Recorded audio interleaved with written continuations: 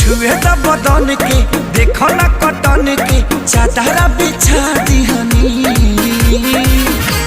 बलम जी मन पी